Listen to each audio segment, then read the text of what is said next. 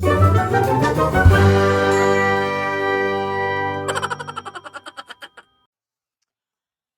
હર્ષ બારસે શું તમારું સ્વાગત છે. Most welcome. વધુ એક પેપર સોલ્યુશન સાથે હું તમારી સામે હાજર થઈ ગયો છું.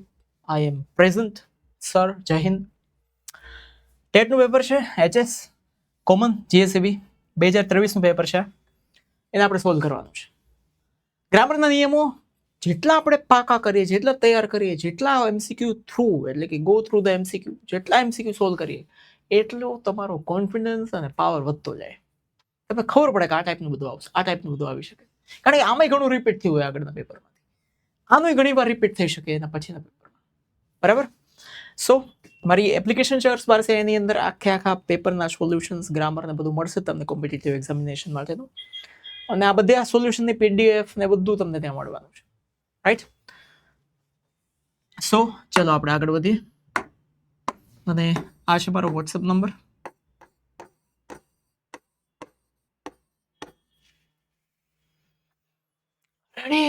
Ready.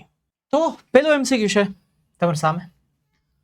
Find the different word from the following words. 4 શબ્દ છે, એમાંથી એક ડિફરન્ટ. અહીંયા શું કહેવાય ખબર છે? ડિફરન્ટ વર્ડની બીજી ભાષામાં કહેવાય ઓડ વન. એક ઓડ શબ્દ, મતલબ 3 સંપેલા હશે, એક જ વિચિત્ર છે, આજે આડો ફાટતો હોય છે. હવે એના તમને મિનિંગ તમને ખબર હોવી જોઈએ. રિટ્રાઈવ એટલે કોઈ પણ વસ્તુને પાછી મેળવવી. રેસ્ક્યુ કરવું એટલે પણ કોઈ પણ વ્યક્તિ જે ખરાબ સિચ્યુએશનમાં છે, તંગ સિચ્યુએશનમાં છે, ત્યાંથી એને બચાવવો એટલે કે પાછો મૂળ સિચ્યુએશનમાં લાવવો. સેલ્વેજ એટલે પણ જે વસ્તુ ખતમ થઈ જવાની તૈયારીમાં છે, નષ્ટ થઈ જવાની તૈયારીમાં છે, એમાંથી એને બચાવીને પાછી લઈ આવવું. એટલે આ ત્રણેય વસ્તુ શું બતાવે છે? પાછું લઈ આવવું. બરાબર. કોઈ પણ ખરાબ સિચ્યુએશનમાંથી, કોઈ પણ સિચ્યુએશનમાંથી કોઈ પણ વસ્તુને પાછી લઈ આવી, રિટર્ન લઈ આવી, બેક લઈ આવી, ઓરિજિનલ શેપ આપી દો. એ આ 3 શબ્દો બતાવે છે. આના ઇવેન્ટ જે છે એ શું બતાવે છે? ટાળવું. આ છટકી જવાની વાત કરે છે.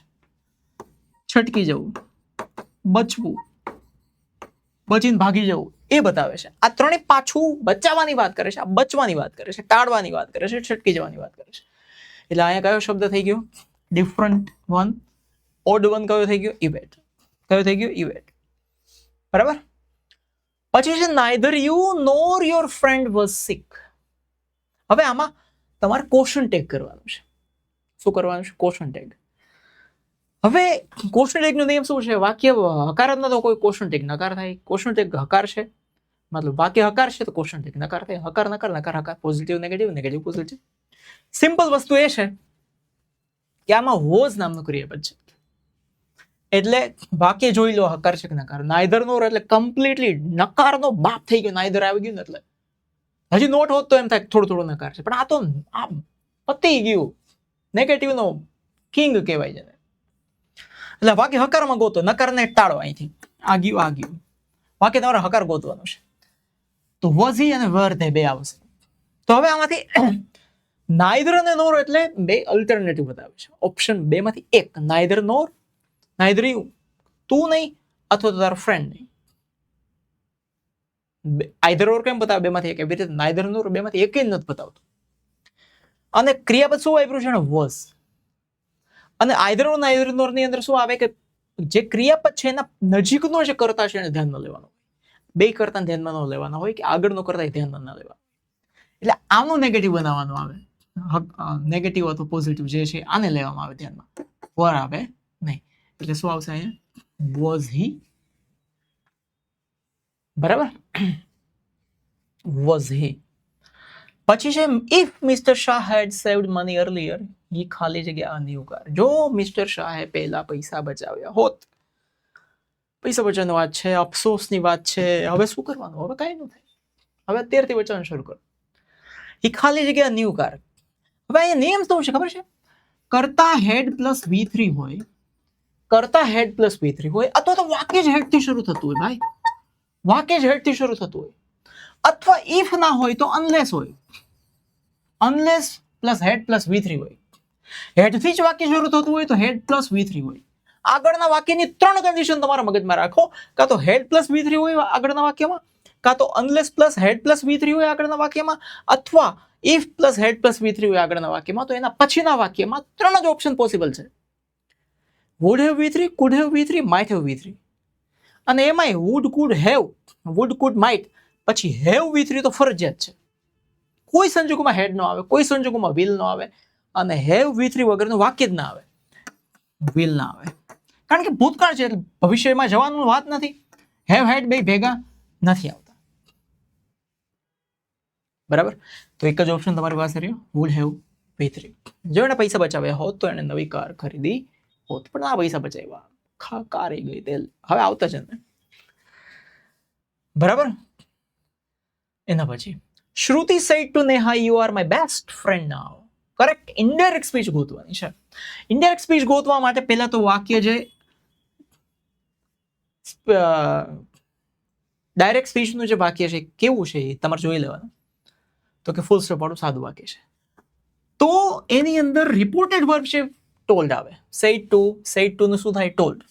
શ્રુતિ ટોલ્ડ નેહા ટોલ્ડ બધામાં ટોલ્ડ હોવું છે, આમાં ટોલ્ડ નથી એટલે એને આપણે કાઢી નાખીએ. બરાબર છે. અને સાદું વાક્ય છે ત્યારે એને જોડવા માટે ધેટ નો ઉપયોગ થાય. શેનો ઉપયોગ થાય? ધેટ નો. આમાં ક્યાંય ધેટ નથી એટલે આપણે કહ્યું. હવે બે જ વધ્યા તમારી સામે. Shruti told Neha that she was her friend now. હવે આ જે નાવ છે એ જ્યારે ડાયરેક્ટ સ્પીચ બોલાય ત્યારે એ કાળની વાત કરી હશે એને, વર્તમાન કાળની. હવે ઇનડાયરેક્ટ સ્પીચમાં જાય ત્યારે રિપોર્ટેડ વર્બ ભૂતકાળ છે તો આનું પણ ભૂતકાળ થાય, આમાં પણ ચેન્જીસ થાય, ટાઈમના લગતા શબ્દો પણ ચેન્જ થાય. તો ટાઈમ લગતો શબ્દ કયો છે? તો કે નાવ. નાવનું શું થાય? તો કે ધેન. આ નાવનું નાવ જ રાખ્યું છે, જોયું તમે? એટલે કયો ઓપ્શન આવી ગયો? શ્રુતિ ટોલ્ડ આવે, say to નું ટોલ્ડ થાય, નેહા જોડવા માટે કન્જક્શન ધેટ આવે, ધેટ. યુ એટલે નેહા છે એટલે શી, આર નું થઈ ગયું વોઝ, માય બેસ્ટ ફ્રેન્ડ એટલે શ્રુતિ નહીં એટલે હર, ફ્રેન્ડ નું ફ્રેન્ડ, બેસ્ટ ફ્રેન્ડ બેસ્ટ હોય કે ન હોય એને યાર કઈ લેવા દેવા નથી, બેસ્ટ ફ્રેન્ડ. નાવ નું ધેન એટલે સી ઓપ્શન સાચો. બરાબર. ચલો એના પછી The lightning has a tongue of flame. Identify the figure of speech used in the sentence. કઈ ફિગર ઓફ સ્પીચ નો ઉપયોગ થાય છે? ઘણી બધી ફિગર ઓફ સ્પીચ આ 4 આપી છે: આયરની, પર્સોનિફિકેશન, મેટાફોર અને સિમિલી. હવે જો અહીં શું લખ્યું છે? The lightning has a tongue of flame. જો વાક્યમાં like as થી સરખામણી થતી હોય તો સિમિલી આવે. જો એમ કીધું હોત તો lightning is a tongue of flame. Lightning એટલે કે વીજળી જે છે એ જ ટંગ ઓફ ફ્લેમ એટલે કે આગની જ્વાળા છે, એટલે કે એની જીભ છે એમ. એ પોતે જ છે. સીધી જ comparison. You are like a donkey તો સિમિલી થઈ જાય, યુ આર ડોંકી તો મેટાફોર થઈ જાય. તો એ સીધી કમ્પેરિઝન નથી, has a tongue of flame છે એટલે મેટાફોર નહીં આવે, સિમિલી નહીં આવે. હવે છે આયરની. આયરની એટલે શું થાય? કે એવી ફિગર ઓફ સ્પીચ કે જેમાં તમે જે વાક્ય બોલો છો એ આશ્ચર્ય ઉપજાવે એવું વાક્ય હોય. જેમ કે તમે એમ કહો કે પાયલટને ઊંચાઈથી બીક લાગે છે. હે, ફાયર સ્ટેશનમાં આગ લાગી, શું વાત કરો છો? દરિયામાં પાણીનો અભાવ છે, અરે યાર.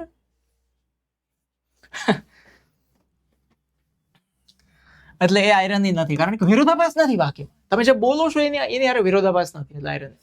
પર્સોનિફિકેશનમાં શું હોય કે માણસ, જીવ સિવાયના નિર્જીવ વસ્તુઓને જીવતી વસ્તુની આપણી જે આદતો હોય, આપણા જે અંગો હોય, આપણે જે ક્રિયાઓ કરી શકીએ એ નિર્જીવ વસ્તુ સાથે જોડી દેવામાં આવે ત્યારે પર્સોનિફિકેશન થાય. શું થાય? Lightning has a tongue. હવે લાઇટનિંગ એટલે કે વીજળી થાય, એને થોડી જીવ હોય, પણ માણસોની જે વાત છે એ નિર્જીવ વસ્તુ સાથે જ્યારે કમ્પેરિઝન મતલબ જોડવામાં આવે ત્યારે એને પર્સોનિફિકેશન કહેવાય. એટલે આ ફિગર ઓફ સ્પીચ કઈ છે? પર્સોનિફિકેશન. બરાબર. હ્યુમન વસ્તુને નોન હ્યુમન વસ્તુ સાથે જોડવામાં આવે. Doctor Harsh Masani welcome the members of the committee and went on. આ વેન્ટ ઓન છે ને ફ્રેઝ છે. વેન્ટ ઓન એવું ફ્રેઝ છે કે એના પછી હંમેશા આઈએનજી ક્રિયાપદ જ આવે, એટલે કે જીરંડ આવે. શું આવે? જીરંડ. જ્યાં આઈએનજી વાળું ક્રિયાપદ એને એક પ્રકારનું જીરંડ પણ કહેવાય છે. આના પછી આઈએનજી જ આવે. વાત પૂરી થઈ કે ધેટ્સ ઇટ, ફિનિશ. કમિટીના મેમ્બરને એને વેલકમ કર્યા અને વેન્ટ ઓન ઇન્ટ્રોડ્યુસિંગ, એક પછી એકને ઇન્ટ્રોડ્યુસ કરતા ગયા the subject of the meeting, એ મીટિંગનું સબ્જેક્ટ શું છે, બરાબર. એના પછી find the similar word for assault. Assault હમણાં જ આવ્યું હતું પેલા અભિષેક શર્મા 614 614 મારી રીતે એને પછી છાપામાં તરત લખાઈને આવ્યું હતું. અભિષેક શર્મા એસોલ્ટ ન્યુઝીલેન્ડ ટીમ, હુમલો કર્યો. એસોલ્ટ એટલે શું થાય? હુમલો કરવો. બેટિંગ એટલે મારવું થાય, શૂટિંગ એટલે ડિફેન્સ એટલે ડિફેન્સ તો બચાવવા માટે આવે છે, તો અટેક એટલે પણ હુમલો કરવો થઈ જાય. બરાબર, ખ્યાલ આવી ગયો? અટેક છે એકદમ નજીકનો સિમિલર મિનિંગ છે આમાં. Select the correct sentence from the following. સાચું વાક્ય ગોતવાનું છે. 4 વાક્યો આપ્યા છે. અનલેસ છે ને, અનલેસ એટલે ઇફ નોટ, અનલેસ એટલે ઇફ નોટ, એટલે અનલેસ વાળા વાક્યની અંદર નેગેટિવ ના આવવું જોઈએ. તો અહીંયા અનલેસ વાળા વાક્યમાં નેગેટિવ છે, એ ખોટું. બરાબર, એક નિયમ ખબર પડી ગઈ, ખોટું. બીજો નિયમ એ છે કે અનલેસ એ વાળું વાક્ય જે છે એમાં વિલ ના આવે, કારણ કે અનલેસ અને સાદો વર્તમાન કાળ અને એના પછીનું વાક્ય સાદા ભવિષ્યકાળમાં આવે. તો અનલેસ યુ વર્ક હાર્ડ અને વિલ, અહીંયા ભૂતકાળ છે અને અહીંયા ભવિષ્ય છે, એટલે એ શક્ય નથી, આ પણ શક્ય નથી. અનલેસ વાળા વાક્ય વર્તમાન હોવું જોઈએ, તો એના પછીનું વાક્ય સાદા ભવિષ્યમાં જાય. સાદા અનલેસ, સાદો વર્તમાન, સાદું ભવિષ્ય, અનલેસ, સાદો વર્તમાન, સાદું ભવિષ્ય. જો તમે સખત કામ નહીં કરો તો તમે નાપાસ થશો. ખાલી પરીક્ષાની વાત નથી, જીવનમાં પણ. બરાબર. હા, તો એના પછી ઇન્ટેલિજન્ટ, ખાલી જગ્યા he could not pass that exam. હવે આમાં તમારે શું કરવાનું છે? ખાલી જગ્યા પૂરવાની છે. 4 શબ્દો એવા છે જે વિરોધાભાસ બતાવે છે, કોન્ટ્રાસ્ટ સિચ્યુએશન બતાવે છે, પણ 4 નિયમો અલગ અલગ છે. Though, although, even though, but yet still, આ બધા વિરોધાભાસ શબ્દો છે. Though, although, even though, even if, એ બધા શબ્દો એવા છે જે વાક્યની શરૂઆતમાં આવે અથવા વાક્યની વચ્ચે આવે, એના પછી આખું વાક્ય આવે, કાંઈ એના પહેલા આખું વાક્ય આવે. એ વાક્યના અમુક શબ્દોને તોડતા નથી, આખું વાક્ય જ એના પછી આવે, કર્તા, ક્રિયાપદ વગેરે. જ્યારે અહીંયા શું છે, ઇન્ટેલિજન્ટ છે એ કાં તો ક્રિયા વિશેષણ હોય, એડવર્બ હોય, અથવા તો એડજેક્ટિવ હોય. એડજેક્ટિવ અને એડવર્બ પછી હંમેશા એઝ આવે. જો એડજેક્ટિવ અને એડવર્બ થી વાક્ય શરૂ થતું હોય, વિશેષણ કે ક્રિયા વિશેષણ થી વાક્ય શરૂ થતું હોય, તો એના પછી એઝ આવે, પછી કરતા ક્રિયાપદ આવે. આ એઝ નો નિયમ છે. હાવેવર નો નિયમ શું છે? હાવેવર પછી એડજેક્ટિવ આવે અથવા એડવર્બ આવે, પછી કરતા ક્રિયાપદ આવે. બેના ઉલટા નિયમ છે. આ કારણ બતાવવા માટે પણ એસ આવે છે, ડિગ્રી બતાવવા માટે પણ એસ આવે છે, સપોઝિશન બતાવવા માટે પણ એસ આવે છે, અને કોન્ટ્રાસ્ટ બતાવવા માટે પણ એસ આવે છે. પણ બધી જગ્યાએ એસના નિયમો અલગ અલગ છે. અને યેટ બે વાક્યની વચ્ચે આવે, બટ યેટ સ્ટીલ જેવું છે કામ. એટલે અહીં કયું આવશે? ઇન્ટેલિજન્ટ પ્લસ એઝ પ્લસ કરતા પ્લસ ઇઝ. ઇન્ટેલિજન્ટ હતો છતાં પાસ ના કરી શક્યો એક્ઝામ. બરાબર છે. એના પછી Parth filled 10 liters of petrol to go to Ahmedabad. Ahmedabad જવા માટે 10 લીટર પેટ્રોલ પુરાયું. અહીંયા અંડરલાઈન છે 10 લીટર. હવે આ 10 લીટર જે છે એ જવાબ આવે એ રીતે વાક્ય પ્રશ્નાર્થમાં ફેરવવાનું છે. તો 10 લીટર્સ છે એટલે how much petrol, how much petrol, how much petrol, એટલું તો બધામાં કોમન છે જ. કેટલું પેટ્રોલ? તો કે હાઉ મચ પેટ્રોલ, કારણ કે પેટ્રોલ ગણી નથી શકાતું, એટલે હાઉ મચ પેટ્રોલ જ આવે, સીધી વાત છે. પણ પછી શું છે તો કે વાક્યને તમારે જોવાનું. અહીંયા કાળ કયો છે તો કે ફિલ્ડ, એટલે કે સાદો ભૂતકાળ છે. તો સાદા ભૂતકાળ વાક્યને પ્રશ્નાર્થમાં ફેરવવા માટે શું જોઈએ ભાઈ? ડીડ જોઈએ. હે, how much petrol did, how much petrol did. Did આવે તો પછી ભૂતકાળ નીકળી જાય. હાઉ મચ પેટ્રોલ પાર્થ નીકળી ગયું. How much petrol did Parth fill, થઈ ગયો answer. How much petrol did Parth fill in the to go to the Ahmedabad. બરાબર. સીધા નિયમો છે. Let her kill the mouse. Select the correct passive sentence. Let વાળું passive હોય એટલે એકદમ યાદ રાખી લેવાનું કે એમાં કોઈ દિવસ વચ્ચે is was કાંઈ ના આવે. is એ ના આવે, was એ ના આવે, been પણ ના આવે, bing પણ ના આવે, ખાલી be આવે. શું આવે? b plus v3 આવે. લેટ વાળા વાક્યનું passive b plus v3. Let વાળા વાક્યનું બી પ્લસ V3 એ ના આવે તો કાઢી નાખો. અહીંયા વોઝ ને ઇઝ ને અહીંયા તો કઈ છે જ નહીં. આ વાક્ય સાચું છે. પણ ધ્યાન એટલું રાખવાનું કે આમાં let her kill the mouse છે. તો ક્રિયાપદ પછીનો જે શબ્દ છે એ લેટ પછી તરત આવે. લેટ ધ માઉસ પછી બી કિલ્ડ બી પ્લસ V3 અને આ આગળનું જે કર્મ છે એ છેલ્લે જતું રહે by her. Simple. Let the mouse be killed by her. બરાબર. No sooner did I reach the college. જેવું હજી તો કોલેજ પહોંચ્યો ત્યાં જ શું વાક્યમાં કરવાનું છે? હા, નો sooner છે એ એકલું નથી. જેવી રીતે આઈધર ની સાથે ઓર આવે છે, આઈધર સાથે નોર આવે છે, બટ નોટ ઓનલી ની સાથે બટ ઓલ્સો આવે છે. એવી રીતે આ જે નો sooner છે એની સાથ દેવા માટે એક એની વાઇફ છે જે 1000 વર્ષથી જીવે છે અને એ છે ધેન. THAN વાળું ધેન, EN વાળું નહીં. ત્રણેય ઓપ્શન તમે ઉડાડી દીધા ને. હવે વેન ક્યારે આવે? જ્યારે નો sooner ની જગ્યાએ હાર્ડલી હોય. શું હોય? કે સ્કેર્સલી હોય. ત્યારે વેન આવે. ત્યારે પાછું ધેન ના આવે. નો sooner સાથે ધેન આવે. હજુ તો કોલેજે પહોંચ્યો જ ત્યાં જ વર્ષા શરૂ થઈ ગયું. Then it started to rain. બરાબર. પછી છે neither of your friends will come. તમારા એકેય મિત્રો આવશે નહીં. પ્રોનાઉન નું ટાઈપ ગોતવાનું છે. આ જે અંડરલાઈન કરેલી છે ને કયા પ્રકારનું પ્રોનાઉન છે? neither, either. બોલો. ડેમોન્સ્ટ્રેટિવ પ્રોનાઉન ની અંદર શું આવે? these, that, these, those. સચ પણ એક ડેમોન્સ્ટ્રેટિવ પ્રોનાઉન છે. પછી વન અનધર એ રેસિપ્રોકલ પ્રોનાઉન છે. ઇનડેફિનેટ ની અંદર તો ઘણા બધા આવે છે. નથિંગ, સમથિંગ, સમવન, નો વન, બધા ઇનડેફિનેટ છે. તો આ વધુ કયું હવે? ડિસ્ટ્રીબ્યુટિવ. આ પણ નહીં. Either or, neither of, either એ બધા ડિસ્ટ્રીબ્યુટિવ પ્રોનાઉન છે. શું છે? ડિસ્ટ્રીબ્યુટિવ. બરાબર. નાઈધર, આઈધર, ઈચ આ બધા ડિસ્ટ્રીબ્યુટિવ પ્રોનાઉન છે. કારણ કે શું રિફર કરે છે? એક વ્યક્તિ કે વસ્તુઓને એક વખતે એકને જ રિફર કરે છે. એટલે many times he helps those ખાલી જગ્યા he doesn't know. ઘણી વખતે એવાને મદદ કરે છે કે જેને એ જાણતો નથી. કે જેને એવો અર્થ થાય છે. શું થાય છે? કે જેને એ જાણતો નથી. જો એ હું આવે તો હું પછી વર્બ આવવું જોઈએ. શું આવવું જોઈએ? હું પછી વર્બ આવવું જોઈએ. વર્બ નથી, કરતા છે.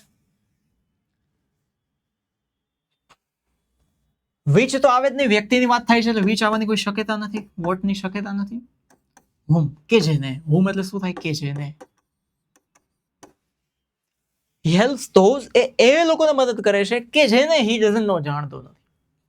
એટલે whom. બરાબર. whom. અને if you ખાલી જગ્યા the rumor અફવા. rumor એટલે શું થાય? અફવા. you ખાલી જગ્યા if છે. આવું જ એક MCQ આગળ હમણાં જતો રહ્યો. if you had spread. આ સ્પ્રેડ છે ને એ તમારે સમજી લેવા જેવું છે. પહેલા સ્પ્રેડ V1 સ્પ્રેડ છે, V2 પણ સ્પ્રેડ છે, V3 પણ સ્પ્રેડ છે. સ્પ્રેડના ત્રણેય ફોર્મ V1, V2, V3 બધા સ્પ્રેડ જ થાય છે. એટલે સ્પ્રેડેડ જે કર્યું છે એ બધું ખોટું છે. બે MCQ કે 50-50 થઈ ગયું. બે બધા if you had spread. હવે એનો નિયમ ત્યારે મેં શું કીધું હતો? if had V3 હોય તેના પછી નામાં would have V3 આવે તો તમે આ બી ઓપ્શન સિલેક્ટ કરીને ખોટી દિશામાં આગળ વધી ગયા હોય. પણ અર્થ સમજવાની કોશિશ કરો. If you had spread the rumor, જો તમે અફવા ફેલાવી હોત તો વાત પાછી તમારી જ થાય છે. અહીંયા બીજા નથી થતી. You would have been arrested, તો તમે જ પકડાઈ ગયા હોત. યુ વુડ હેવ અરેસ્ટેડ, તો તમે કોઈને પકડ્યા હોત. તમે કોઈને ના પકડો, તમે અફવા ફેલાવો, તમે બીજાને થોડા પકડો, તમે જ પકડાઈ ગયા હોત. સમજો છો? જે કરતા અફવા ફેલાવાની વાત કરે છે પોતે જ પકડાઈ જાય. જો અહીંયા બીન નથી તો પેસિવ વોઇસ નથી, તો મતલબ શું થઈ ગયું? કે વુડ હેવ અરેસ્ટેડ, એને કોઈને અરેસ્ટ કર્યો હોત. અફવા પોતે ફેલાવે, અરેસ્ટ બીજાને કરવા જાય. એટલે અહીંયા મિનિંગ ચેન્જ થાય છે. એટલે એ ઓપ્શન સાચો છે. If you had spread the rumor, જો તમે અફવા ફેલાવી હોત you would have been arrested, તમે જ અરેસ્ટ થઈ ગયા હોત. બરાબર, બસ આટલા ગ્રામરના MCQ હતા. નેક્સ્ટ પેપર સોલ્યુશનની અંદર પાછા આપણે મળીશું. ત્યાં સુધી ભગવાન તમારું ભલું કરે અને વધારે ગ્રામરના ટોપિક પણ આવશે અને આખો એક જબરજસ્ત માહોલ આપણે ઊભો કરશું કે ઇંગ્લિશમાં આપણે ક્યાંય કોઈ જાતના માર્ક ના કપાય. બરાબર, આપણી જર્ની શરૂઆત થઈ ગઈ છે. આગળ આગળ દેખો હોતા હે કે હર્ષ પારસે શું. ચલો બાય બાય.